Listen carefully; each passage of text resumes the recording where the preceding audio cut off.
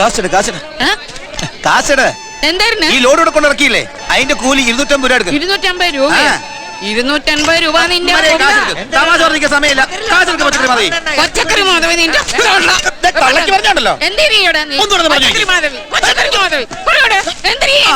ഒരു ചുമട്ടുകാരന്റെ വില എന്താന്ന് ഇപ്പൊ കാണിച്ചു കൊടുക്കാം. ഈ മാർക്കറ്റിൽ എന്റെ ഇപ്പൊ ഒരു ചെറിയ പ്രശ്നം. കാശെടുത്തേ. എന്താ മാധവി എന്റെ ഹംസക്ക, ഒരു പിടി കരിയേപ്പില ഇവിടെ കൊണ്ടിട്ടിട്ട് ഞാൻ അവന് 250 രൂപ കൂലി കൊടുക്കണമെന്ന്. യവനും അവന്റെ 3 മക്കൾക്കും കെട്ടിയൊക്കെ ഞാൻ ചെലവിന് കൊടുക്കുന്നതോ? ഇപ്പൊ കൊടുക്കുന്നില്ലല്ലോ. ഇപ്പൊ കൊടുക്കാത്തത് അതതിന്റെ വീട്ടിൽ പോയതുകൊണ്ടല്ലേ. അത് നിങ്ങളുടെ സ്വഭാവ ദൂഷ്യം കൊണ്ടല്ലേ. എനിക്ക് എന്റെ തൊലി അവളിവിടെ ഉണ്ടായിരുന്നെങ്കിലുണ്ടല്ലോ എന്റെ വീടൊരു പള്ളിക്കൂടം ആയനെ ഹംസക്ക. രമണ, സത്യത്തിൽ നിനക്ക് എത്ര പിള്ളേരുണ്ട്? 3 മക്കള്. മൂത്തവൻ അനീഷ് കുമാർ, രണ്ടാമത്തവൻ സുനീഷ് കുമാർ, മൂന്നാമത്തവൻ ഫിനിഷ് കുമാർ. അപ്പൊ ഫിനിഷ് ആയ? ഏയ്, ഫിനിഷ് ആയിട്ടില്ല. അമ്മണി ആനന്ദ, ഇന്നലെ ഈശ്വരി, ഉമയമ്മ, ഊർമിള, പേര് റെഡി.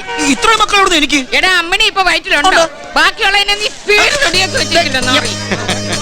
ഇവൻ എപ്പോ നോക്കിയാലും ഉറക്കാണല്ലോ. എന്റെ ഹംസക്ക, ഇവനൊന്ന് ഉറങ്ങി കിട്ടാൻ വേണ്ടി ഞാൻ ഈശ്വരനോട് പ്രാർത്ഥിക്കാം.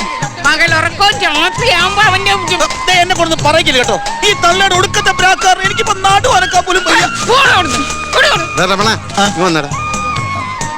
നിനക്കിന്ന് കമ്പിക്കട സെക്ഷനിലല്ലേ പണി? അതിന് ആചാരുടെ കടയിൽ ലോഡ് വന്നില്ല. ലോഡ് എത്തില്ലെന്ന് ആര് പറഞ്ഞു? അല്ല, അത് ഈ കമ്പിക്കടയാകുമ്പോ മേലെങ്കിൽ ജോലി ചെയ്യണം. എന്റെ മക്കൾക്ക് അത് പറ്റിയല്ല. ഇവിടെ കിടന്നിങ്ങനെ ചുറ്റിത്തിരിഞ്ഞ് നടന്നിട്ട് വൈകുന്നേരം ആകുമ്പോ അവിടെ വന്ന് തലയും ചൊറഞ്ഞ് നിന്ന 10 പൈസ ഞാൻ തരില്ല. പറഞ്ഞേക്കാം, പോയി പണിയെടുക്കണ. പോകുന്നില്ലെന്ന് ആര് പറഞ്ഞു? ചിലറല്ലോ. എന്തിനാണ്? ഭയങ്കര ക്ഷീണം, ഒരു ചായ കുടിച്ചൊന്ന് റെസ്റ്റ് ചെയ്യാൻ. എന്റെ ഹംസക്ക, അവൻ ചായ കുടിച്ചു പോയി കിടന്ന് ഉറങ്ങട്ടെ. ഒരു രാത്രി സിമെന്റ് അല്ലേ അവനോട് കൊണ്ടുവന്ന് ഇറക്കിയല്ലോ.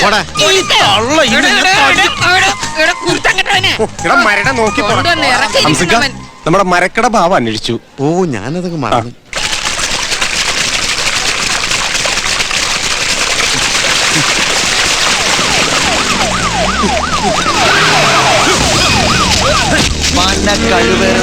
പോലീസുകാരെ കാണുമ്പോ ഓടുന്നോണം. എവറാ നിങ്ങളുടെ നേതാവ്? അവൻ ഞങ്ങളുടെ പോലീസുകാരുടെ മേലെ കൈ വെക്കണം.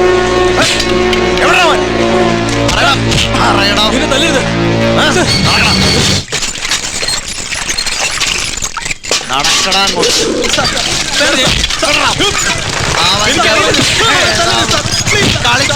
പോലീസുകാരുടെ നേരല്ലടാ യൂണിയൻ കളി. ഇതിന്റെയൊക്കെ ഒരു ലോഡിങ്ങും നടക്കണങ്ങോട്ട്. ഇങ്ങോട്ട് എണീറ്റ് വാടാ. എവിടെവൻ? യൂണിയൻകാരുടെ മേലെ ഞങ്ങൾ ഈ കാക്കിയിട്ട പോലീസർ കൈവച്ച ഇനി നിന്റെ നേതാവ് വാസുവിന് കൊള്ളൂന്ന് ഞാനൊന്ന് നോക്കട്ടാ.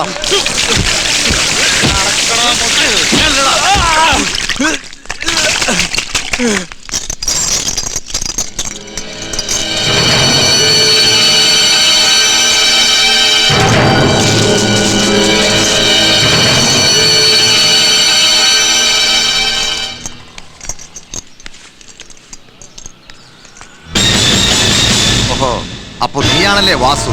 അതാടാ, വെറും വാസു അല്ല, ചാലാവാസു.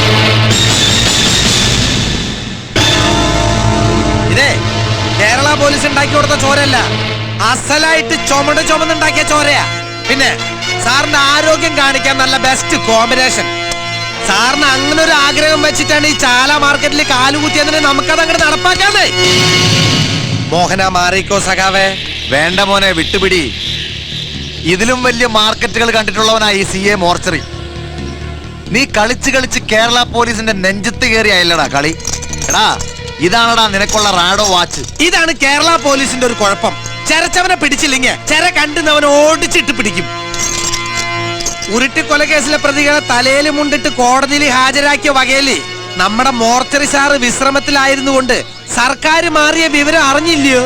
വെറുതെ അല്ല, വൻപിച്ച ഭൂരിപക്ഷത്തോടെ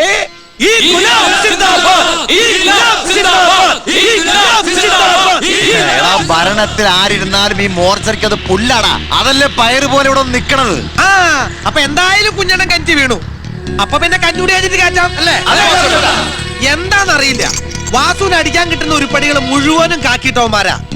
നാട്ടുകാർ മുഴുവൻ ചേർന്ന് ചെയ്യേണ്ട സൽക്കർമ്മം വാസുവിനെ കൊണ്ട് ഒറ്റയ്ക്ക് ചെയ്യിപ്പിക്കാനായിരിക്കും ശ്രീ പത്മനാഭന്റെ തീരുമാനം. ആയിക്കോട്ടെ. നല്ലത് ചെയ്തിട്ടുള്ള കേരള പോലീസിലെ ഏമാന്മാരെ ഈ വാസിനോട് പൊറുക്കണേ.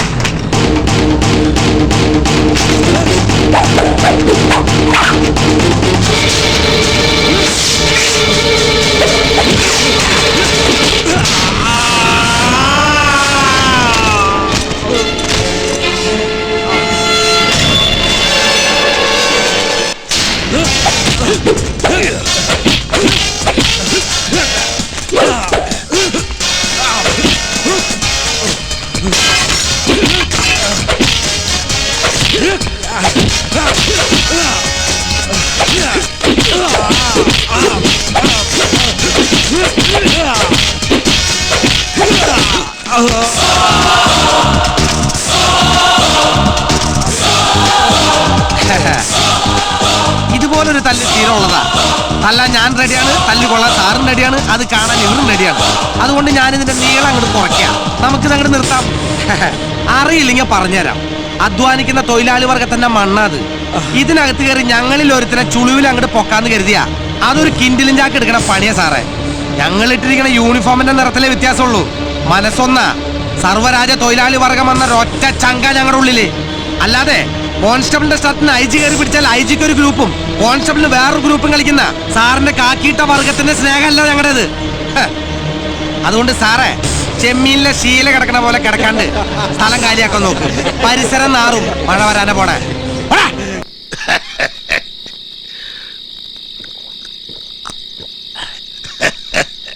അപ്പൊ ആരാടാ ജയിച്ചത്?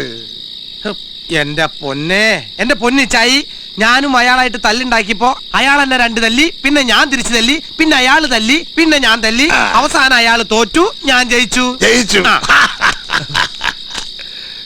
ഞാൻ പറയട്ടെ, ആ. നിനക്കറിയോ എന്താ? വെട്ടുകാട്ടുള്ളിലെ പെരുന്നാൾ കഴിഞ്ഞ് ഞാനും കുട്ടപ്പായി തോമസ് പറയത് നിങ്ങൾ എല്ലാവരും കൂടി ചേർന്ന് ഇടി ഉണ്ടാക്കി.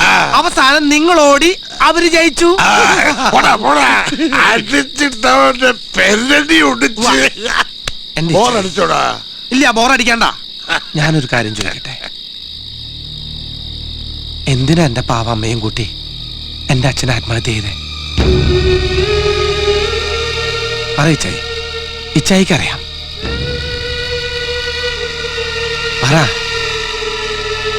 പറയിച്ചായി.